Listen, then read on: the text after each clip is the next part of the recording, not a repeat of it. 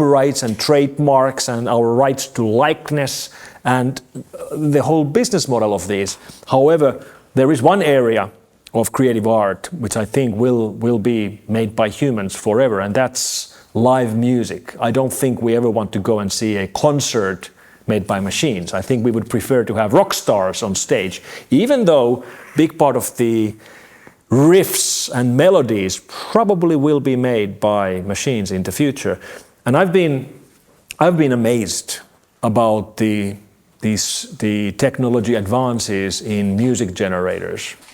I made some AI songs a year ago with generators like Music LM, and I saved them. And I was recently listening to them again and comparing to what we can do right now with generators like Suno or Udio, and it's really like night and day. Like 12 months ago, it made okay music, but it wasn't singing. It developed so fast. Yeah, and it was like elevator music a year ago. And right now, it makes music which could be coming from the radio, and it can generate music with realistic singing in any language, in any music style, tango, death metal, gangster rap, and it just makes the music for you.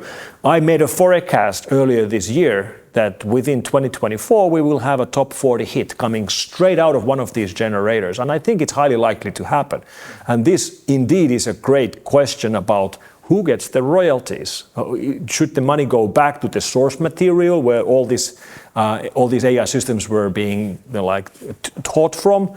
Or where does it go? We actually don't even know. We don't have answers to these tough questions yet. Or we can, based on past experience, the first company that is the best in it gets majority of what we are getting from AI. Mm-hmm. Yeah, the world is changing faster than we think. It's crazy because even if you try to keep up with all the greatest developments and what's happening in this field, even then it's so easy to miss new protocols and new products because new things are coming out so fast. Yeah, and we always tend to think regulations. So who and how much can it be regulated? Then the second question is, how do you regulate all AI? Because then it's in the will of different governments, different countries. So what if one country, for example, a democracy, will do everything right to regulate as with other laws for other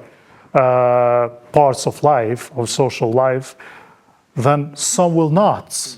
And then we'll use that gap to overrun these other countries.